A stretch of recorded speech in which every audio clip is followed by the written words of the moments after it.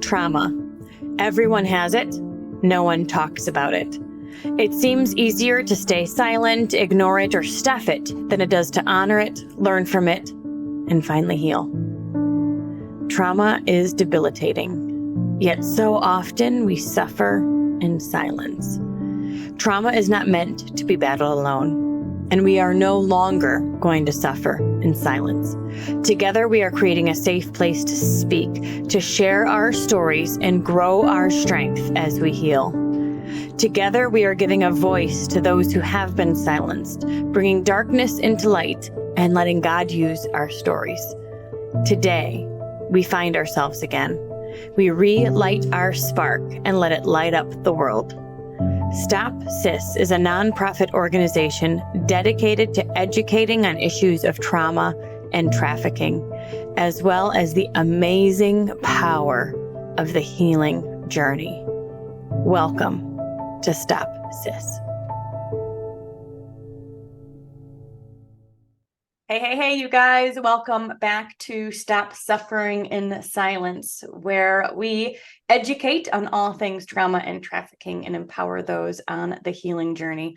My name is Denise Walsh. I'm a former clinical psychologist, and we are here with Rachel Timothy. If you have not yet read her book, Open Blind Eyes, she shares her incredibly heartbreaking and heartwarming story of her experience in the trafficking world. And I say both because if you read it, you will be shocked and heartbroken.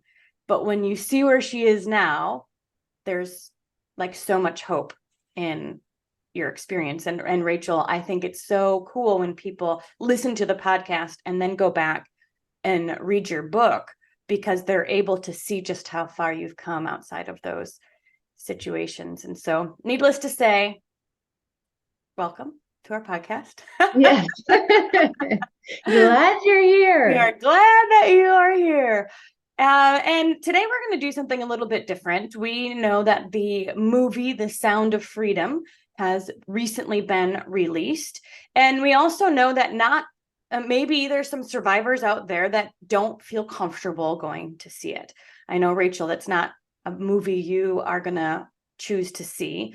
And so I saw it over the weekend, and I wanted to give kind of a recap on what it is about, and then discuss it, really pros, what we can glean from the story, but then also maybe other stories that we think should be told as well. So I guess start with why you aren't choosing to see it, and maybe we can start there. Well, for me, I knew I wouldn't be able to for triggering reasons. There's going to be probably, I assume, and what I've heard, pieces of it that are too close to home to some of the things that I experienced. And, just being smart and taking care of myself to know. Also, I don't need to learn what the life is like, Your eyes are already opened. Yeah, 100%. And I will be completely honest, I've had mixed emotions about it, because I was like, yes, thank you, Lord, that we are raising awareness and people are choosing to go and watch this and learn what it's like to better understand, so we can stop it as a country. And so part of me was just like praising God, this is fantastic, I'm so thankful. And then part of me in the same breath was angry that people are going to the movies to watch the hell that we went through. It just feels weird knowing people are going to the cinema to enjoy a movie. I know it's not enjoy, but it just felt weird that entertainment. The torture that we experienced is entertainment in a sense.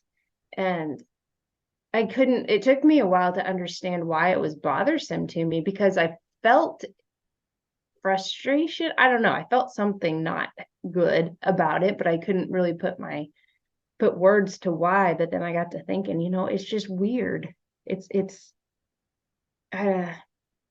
weird that people are going to the cinema to watch the torture you went through. And so once I was able to put words to it, I was like, no, all in all, this is good. This awareness is good. And the reason people are going is because they want to learn and know. And so it's good. It's all good. But I had to work through some of those emotions. Yeah, understandably, because it's not entertaining. It's horrific. Yeah. So the way that this movie, and I'll kind of go through the story and then we'll talk about bits and pieces of it, but Tim Ballard is the owner of, OUR, so Operation Underground Railroad. Is that it? Yeah, I thought it was hour, but maybe they OUR. OUR. Let me look. it is OUR, but Operation Underground Hour. Railroad.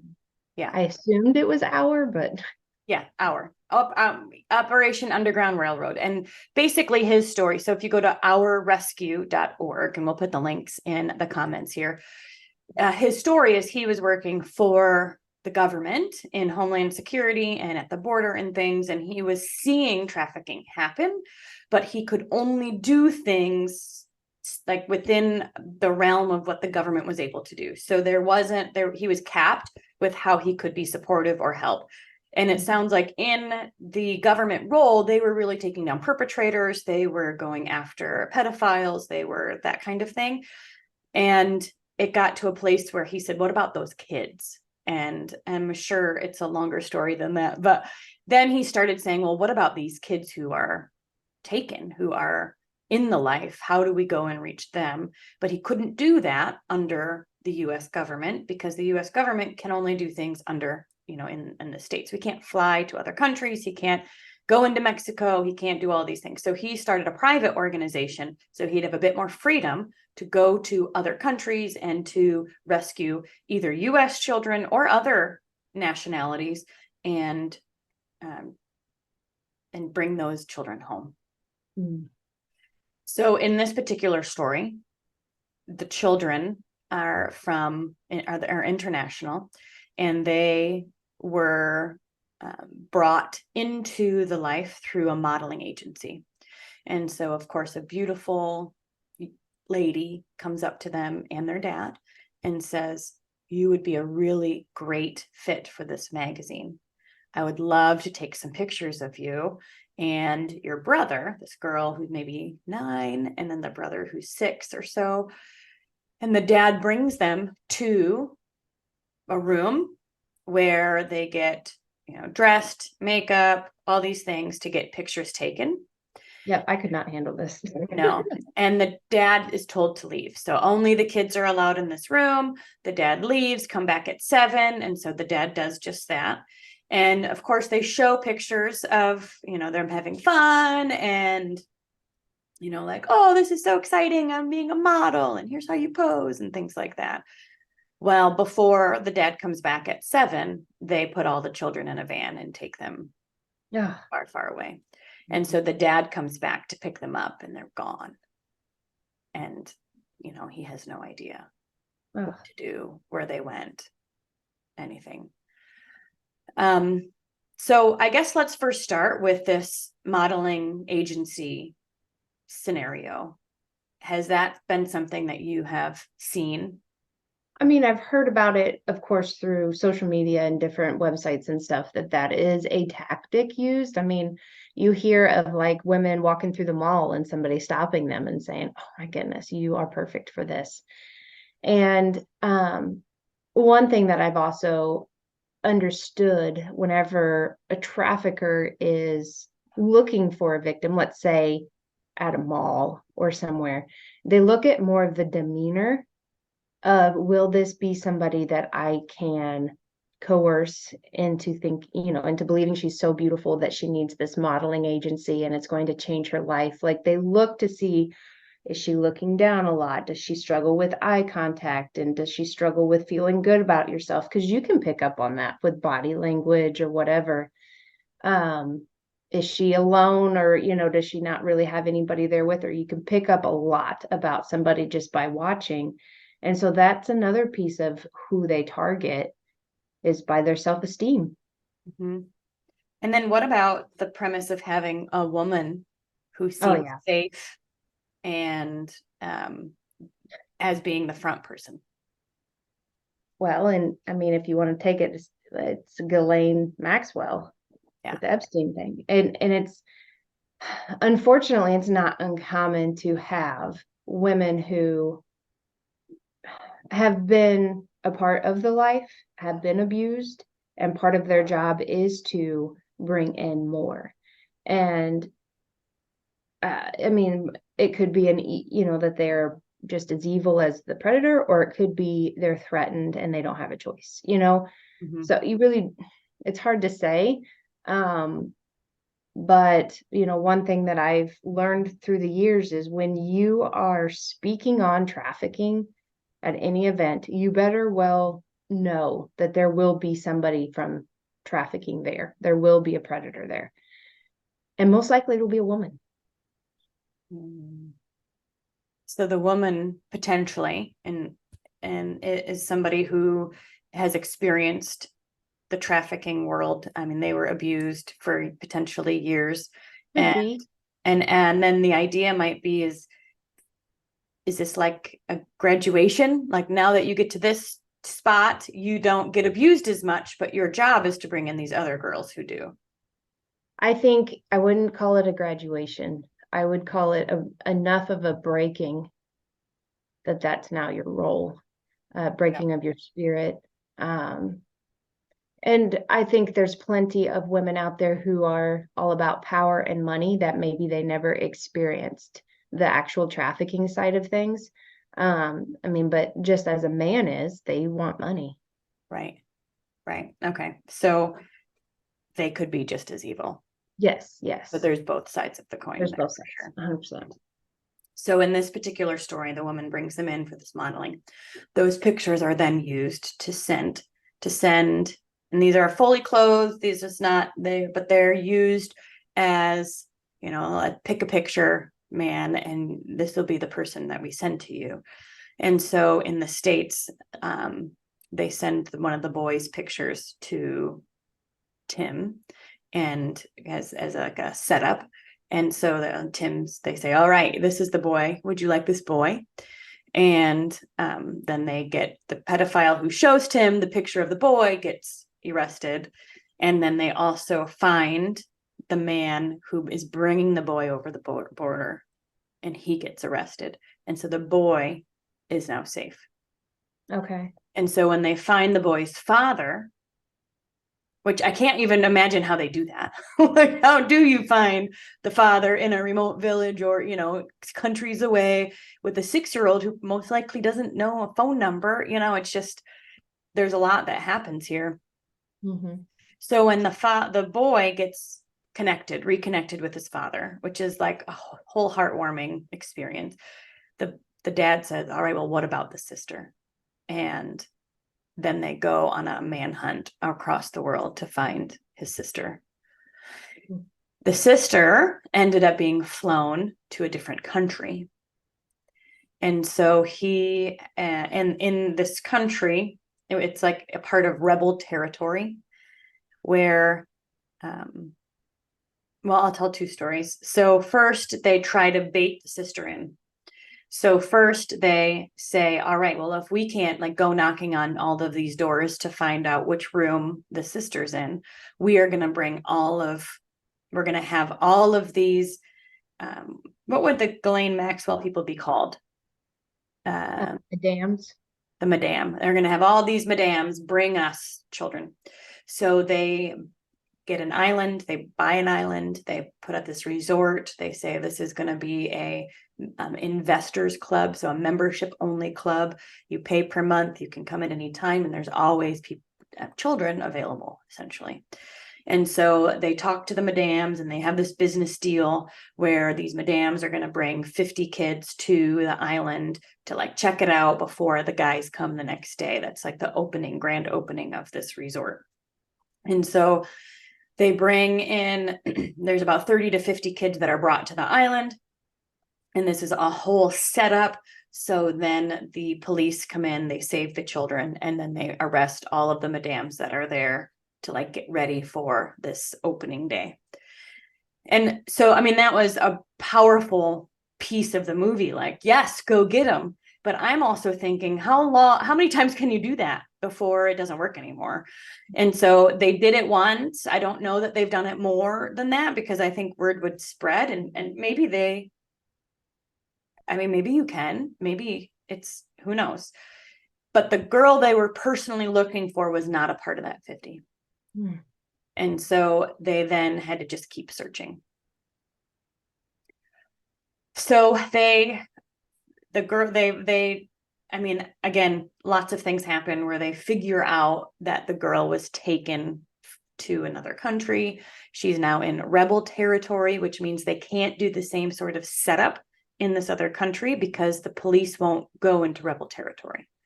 The government will not go into rebel territory. You're in rebel territory now, like we don't deal with that.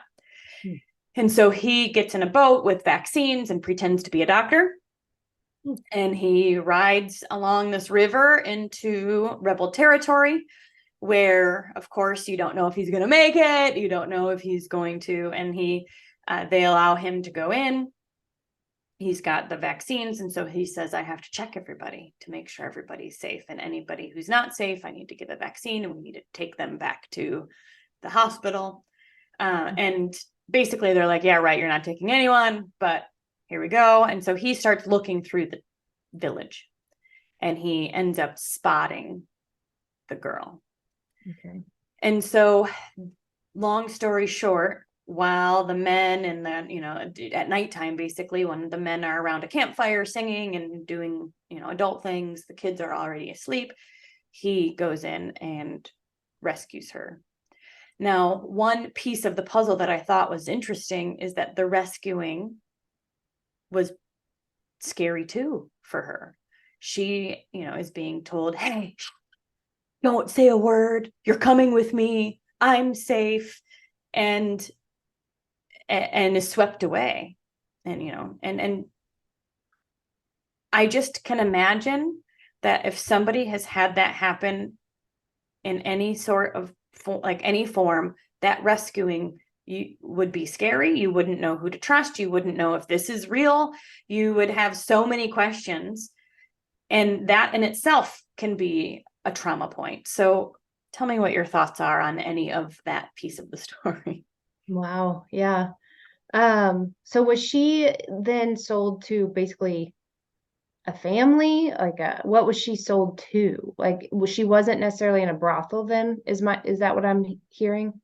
It looked like that there was, she was made to work, physically work. Okay. And she was the property of one of the men.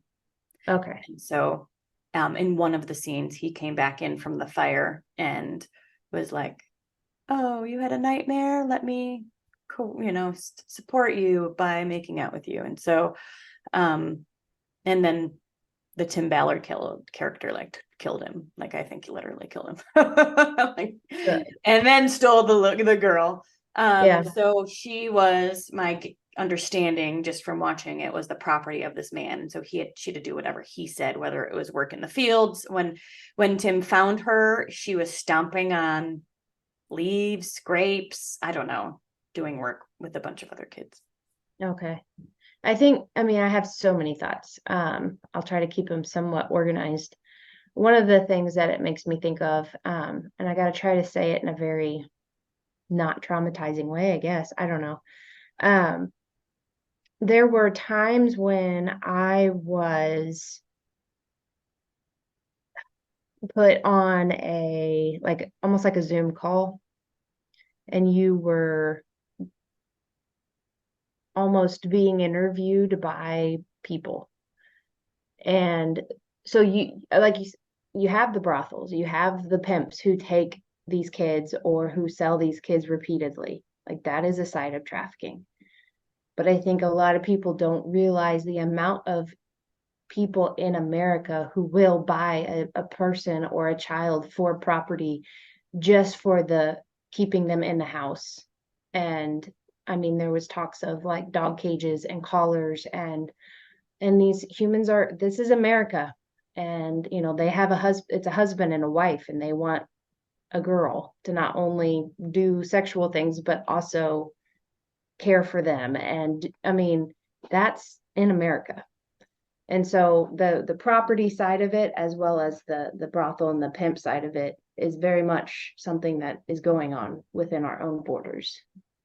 So when there were these Zoom calls, was this a transaction for a one-time event, or was this transaction for property? For property. Okay. Mm-hmm. And then as property, you or whoever was sold needed to do whatever that person said. Yeah. Yeah. And I mean, all of it was in negotiation between the, I guess, pimp and that was standing not far from me. And so, yeah, that's not in the book. It's not something I've talked about really with, I mean, you're probably surprised too. But yeah, it was a part of things at times. And so, praise And God. did you know who your owner was? Did you have full understanding of what was happening, or were you just like going wherever you're told and really I'm not clear? No, I understood. 100% understood what was going on. Yeah, there were certain questions asked, certain things that you were told to do on camera. Yeah, it was very much a property thing. Okay. So Um, go ahead. but yeah, so that her situation kind of reminds me a bit of that. Like she went and was given to a family. So that was one thought that I had.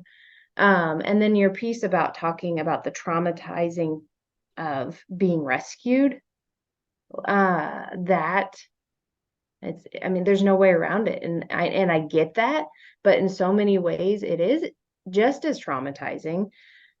Getting help at the hospital shouldn't be traumatizing, but it is. After you've been assaulted, going to the hospital and you know, it's like you get the choice of a rape kit where we kind of, you don't want it, but we know we have to go in you again. You get that choice. However, is it really a choice? Right. Because it's like, okay, I have to decide in this traumatized moment whether this bad guy gets punished or not. And you're not at a place where you're going to be able to make that decision. And it's just, again, I don't know any way around some of these things. For this girl, like that was the only way she would get out. Right. Uh, but I just think when you're looking at the whole healing process, we got to realize it's not what the picture they maybe pose it as. Right. Well, and when you think about somebody being, again, I mean, for her, like he had to put his hand over her mouth. He had to like scoop her up and take her or whatever. Thankfully, she went back to her dad. Mm-hmm. However, I think that whole experience would have her cortisol freaking out, her adrenaline freaking out. She doesn't know which way is up. She doesn't know who to trust until she sees her dad. She doesn't know any of it, if any of it's real. And I think I think that can happen in the healing journey too, or we've had experiences or heard stories of people who were like, all right, I'm going to take steps to get out of this life, or I'm going to take steps to start the healing journey, yet are tricked again because sometimes you can't tell. Mm-hmm. And I think as somebody being helpful for a survivor, even a well-meaning person can take control too much and say, no, this is what you need for healing. This is where you're going to go. I'm going to do this for you. And before long, in some ways, you are their owner.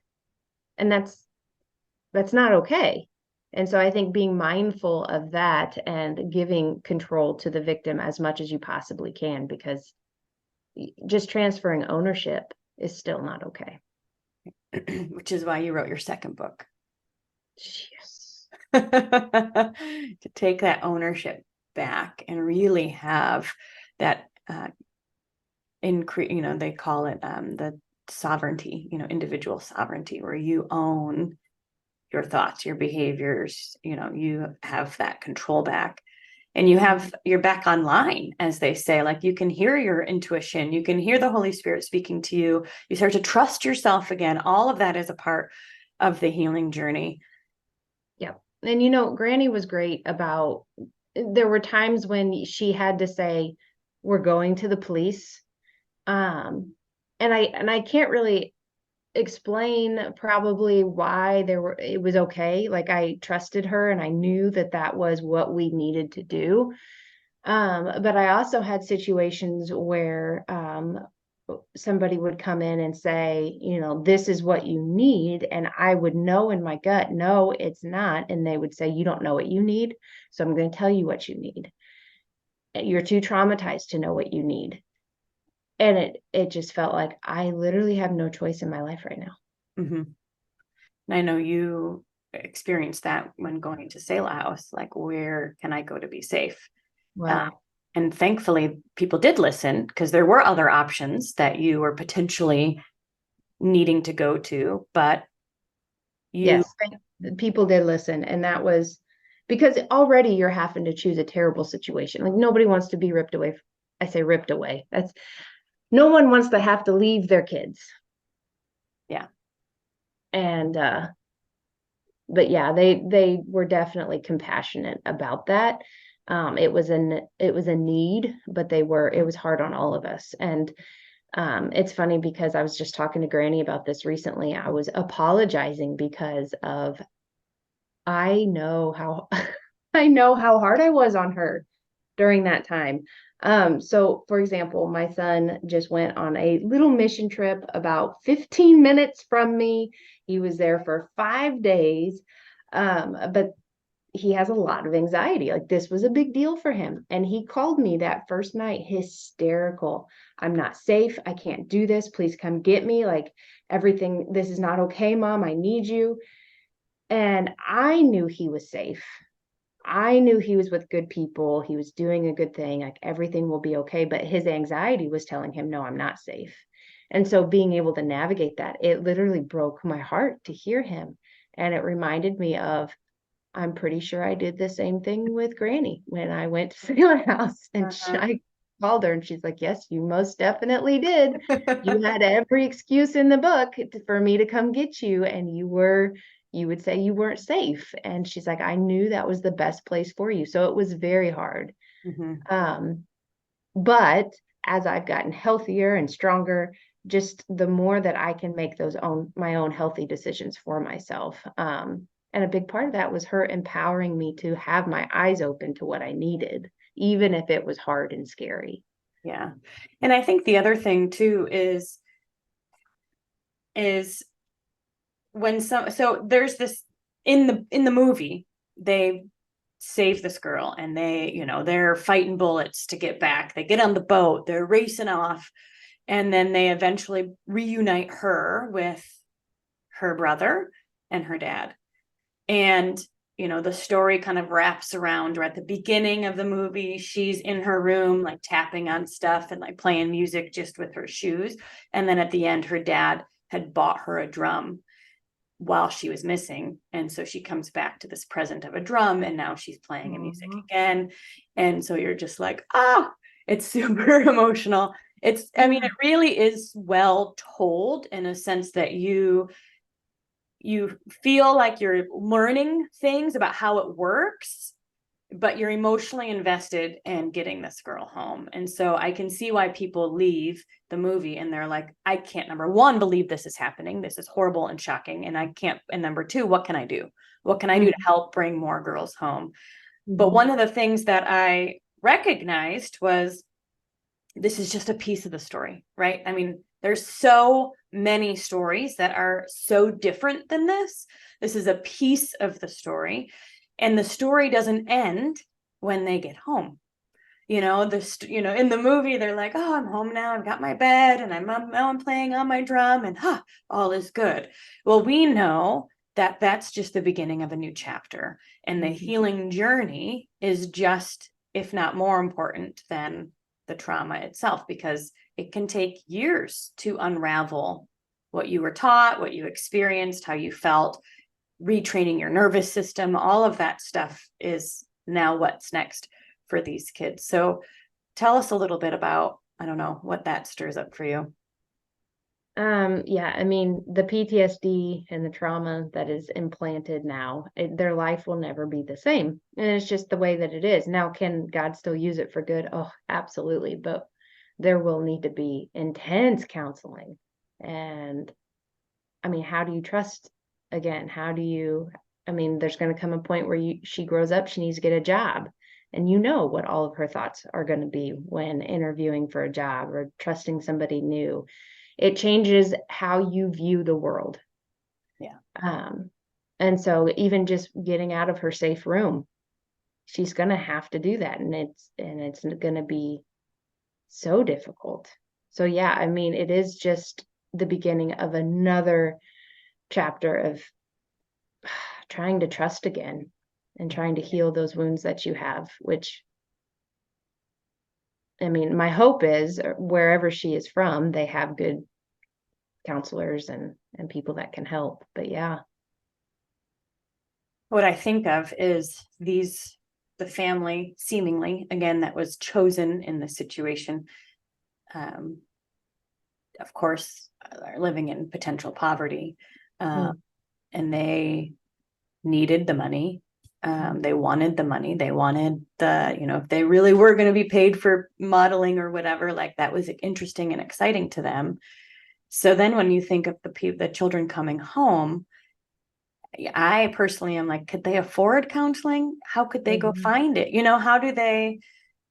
How would someone who's already at the bottom of the barrel and already experiencing tough life and then trauma happens, which we know this happens all the time. Like, how do they then go get help? Now, in the States, there are options. I used to work for community mental health, which was for Medicaid and non-insured clients. And so they would get a reduced rate, if not free. I know there's nonprofits like ours that support the healing journey for a discount or free. And so there are resources out there. But my first inclination is like, how do they find them and how do they get connected? And do they have, and navigating that journey on your own isn't easy either. Right. And then you're also faced with a community that probably doesn't even know how to interact with you now that you're back from such a horrific experience. Like friends are going to probably feel awkward. Do I play with this person? Why is she crying for no reason? I mean, she's home. She shouldn't be sad now. She should be happy. And parents like, I don't know if I want my kids to play with your kids because she's traumatized. What if she does something to my kids? And so in without meaning to, you're shunned. Mm-hmm. Yeah. And you kind of have that scarlet letter on your forehead, even Yes. though, People don't know what to say to you. They don't know how to talk to you. And then in some ways you feel like you have a scarlet letter as well. And so you don't know how to talk to people because you're assuming all they see is what you've been through. right. Right. So navigating the world. It's completely different now. Yeah. Yeah. Now, the other thing that I, again, thought was an interesting piece of this movie is the fact that it's only one sliver of a lot, like of a big pie, right? There's a lot of ways that trafficking happens. And I wondered if the reason why they chose international trafficking, like somewhere over there, it was far away, it was in like a South American city, is that easier for Americans to hear about potentially? I don't know.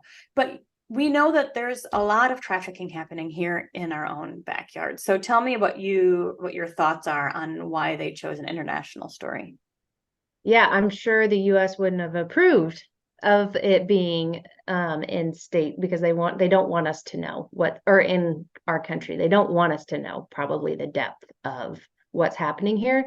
Statistically, they say we are only recognizing 1% of the trafficking that is taking place in America. And I think a big part of it is we only recognize the taking of the child, the kidnapping of the child, like that maybe gets noticed, but the children who are being trafficked in their own home are being trafficked by, a teacher or a coach or at church or these things happening in the community. That doesn't get recognized because we don't have our eyes opened to that type of brothel or pimp who's actually an elder at your church. Like, people don't know those things, and kids don't even know how to verbalize those things. And so there's 99% of trafficking in our, well, shoot, even when we started talking in an area up north, and I mentioned to them, hey, you have 9 spa brothels in your town. People are like, no, we don't. Yeah, you do. And now they have started a ministry to help those brothels. That I'm, just pray for that, because that's a beautiful thing for them to be doing. But yeah, if you don't know, you don't know. But once you do know, then it's like, okay, holy cow, this is massive. Yeah. And so in this situation, these girls are brought here from another country. So do you remember what country these girls are from? I feel like it's maybe like a Korean. I don't Yeah, know. that's what I was Something, thinking I too. think So so. then they don't speak English. Mm-hmm. So they Perfect. are unable to navigate the world. They are not allowed to leave. So it's from what we've learned, right? They live in the brothel. So they live in the strip mall in these back rooms. Food is brought to them. And then men book online to come for an hour, like a massage. And that's how it works. And while we were sitting next to this brothel, which was in a strip mall, a man came in. And again, it was eye-opening for me, because you hear these stories and it's not that we don't think it's true, but to see it for yourself was horrifying. To know that that man was going in to participate with this Korean woman who doesn't get to leave and is basically living in slavery. And it feels like there's nothing that can be done.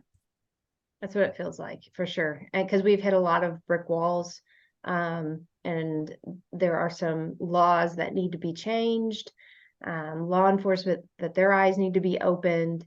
And yeah, so And part of the barrier is because they're adults, there's this assumed consent or something. And so they would have to say, I don't want to be here, and all of these types of things. And so, of course, they're brainwashed to think that what they're doing is good for their family. They're brainwashed to think that the money is being sent back home. They're brainwashed to believe that they're doing something. Again, a piece of the story. I'm sure it's not all like this, but yes. that this is a good thing for their family. And so they're doing it, believing that on some level it's being helpful somewhere.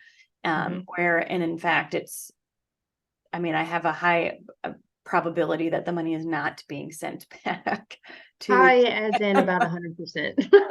Yeah, geez, oh Pete. But the other thing that this reminds me of is when we think of trafficking happening in the States in homes. So maybe children are trafficked in the basement. We've heard stories like that. We've heard them trafficked on the weekends, still going to school, still having potential friendships. We've heard of stories where the dad would bring the children to law offices and chiropractors, or just different areas, different appointments around town. And the child was taught to service the men at their workplace. We've heard lots of different types of stories. Moms taking their kids to truck stops, both of the mom and the daughter servicing. Yeah. And it reminds me of the cult that can happen in the family. And so I've been doing research on like what makes a community a cult, but and part of it is dictating behavior, information control, thought control, but in the brainwashing that happens. And it's reminding me that cult-like behavior could be in a family where there's brainwashing, gaslighting, behavior, information control. You're not allowed to know what happens in other families. You're not allowed to watch movies. You're not allowed all these things potentially that could impact the way the child views the world and themselves. Yeah. Because when we hear these stories, do these children, like some of them don't know that it's wrong necessarily. I remember one of the girls' stories we heard, she just was like, oh yeah, this is daddy-daughter time. This is what we do. We travel around and service these people. And it wasn't until she was older and out of the family and out of the brainwashing that she realized what was happening. And I think that's why it's so important for schools to educate and talk about these things. Because if it's not talked about, the kids maybe will think, oh, all homes are like this, all families do this on the weekends. You don't know. And especially since, you're told, well, don't say anything to anybody about it. It needs to be talked about.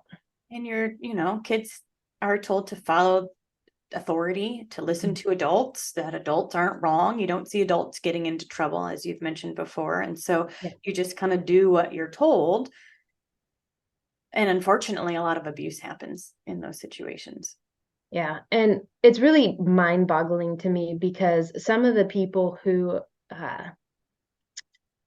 will just not believe that trafficking exists and won't even allow their mind to go there, that this is something that's happening in America, are also people who watch pornography all the time. Oh, And it's just really mind boggling to me that they can't see what's actually going on in this in on the screen. And it's almost like I don't want to know. Maybe, I don't know, but I've had conversations with people who watch pornography like it's no big deal, but trafficking doesn't happen. not realizing that they're probably watching trafficking happen Right, right. right in And front of their face. goodness, me explaining to a police officer what's going on and him telling me, you watch too many movies. Like, are you serious? Right, We need educated law enforcement. right, right. So what do you think that a movie like this, like how will it open blind eyes? How will it be helpful? Um, my hope and prayer is that people will get involved in good organizations and start to understand what is not only happening internationally, but also domestically. That they will that this will kind of light a fire to know more so that they can do more. Mm-hmm. I've heard a lot of people say, I'm not going to go watch this movie because there's nothing I can do about it. It's too big of a problem. And I get that this fight's not for everybody, but everybody can pray. Everybody can take on that spiritual battle because we know this is evil versus God and angels versus, demons. And I mean, there's very much spiritual warfare going on with this as much as a physical warfare. And so everybody can pray. Everybody can take part in that battle. But yeah, I pray that it rises up some warriors who are willing to fight for America because this is getting really bad. Really, really bad. That's a nice way of putting it. So I think that's another interesting conversation is what can people do? Mm-hmm. Pray is one. I actually had a girl message me and a girl, she's 65. She's the cutest ever. Oh, She went on a retreat with us and then ended up reading your book and seeing Sound of Freedom. And she's like, what can I do? And so it feels like there's a couple spaces to do something. Number one would be prayer. mm-hmm. Absolutely. Number two would be keeping your eyes open to things that seem weird and like calling about that. I think oftentimes we think, oh, it's not my business, or oh, but if you are in a neighborhood and you see random people going in and out all of the time and they all happen to be men, that's very interesting information. And so Mm-hmm. just to call in and be like they say, if you see something, say something, right? Be that voice Mm-hmm. about domestic violence, about, you know, um, abuse happening in the home, weird situations that you may encounter. Another could be, I mean, I have a friend who used to work with an organization that would be the ones that go rescue the girls and are on the front line of them getting out. Our organization is really focused on the healing journey piece. So less of the crisis Mm-hmm. time, but more of the, all right, how do I get my life back time? What are some other ways that you can identify that people can get involved? Um, I do think if you're wondering, oh, I wonder if there's any trafficking victims in my kids' schools or in my church, guys, it's not if, it's yes, they are. There are victims everywhere. And I guarantee they're in your kids' school. I think opening up opportunities for speakers to come in to educate your community. Set up something to where your police officers get educated. When we go up to a speaking event here in a little bit, there was a woman who works with prison ministry, and so she was having a conversation with the officers about Sound of Freedom. And it's like you have this little opening of where they're interested in understanding more, and so you and I are possibly going to get the chance to speak to those officers. So setting up your community to make it a safer place, I think it'd be an easy thing. You're just having people come in to educate your hospital, to educate your school system, to educate your police, to educate your church. That's something anybody really could do. And it's a lot of people think if I'm fighting trafficking, I'm putting my life at risk. You're educating for these children, and that could save a lot of lives. Yeah. I mean, we did an event at my house and it was full of moms. Yes. And all of these moms know people and are involved in churches and have, they're a piece of the community that then starts to spread the word. So absolutely, having an event, having speakers come in, having Rachel share her story, all of those things, that's another great step that people can take. That's maybe it feels easy. Yeah. And then, so for example, I spoke on a radio show not too long ago. Big D and Bubba, they were great. But it was these, burly men who had no idea what my story was. And their mouths were dropped open and they were in shock. And when we got off air, one of the guys said, I am going home right now to talk to my kids.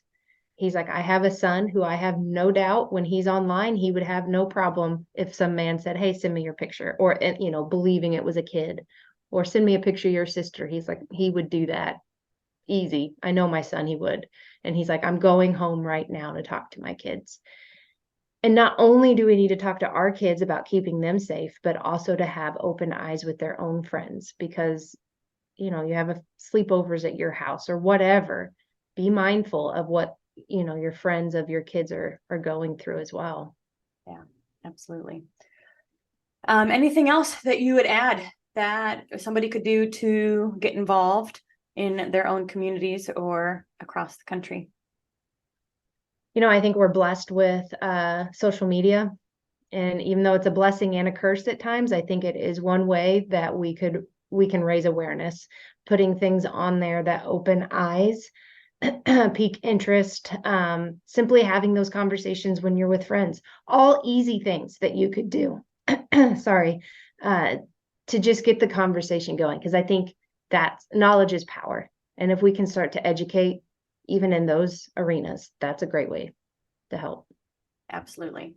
At the very least, buy Rachel's book, Open Blind Eyes, and then share it. Share it with a friend, pass it around. Some people will be able to read it in a weekend. Some people will have a harder time, but at the end of the day, their heart and their eyes will be opened to this problem, which of course is a ripple effect and potentially impacting everybody around them in that community, because once you know, you can then do. Amen.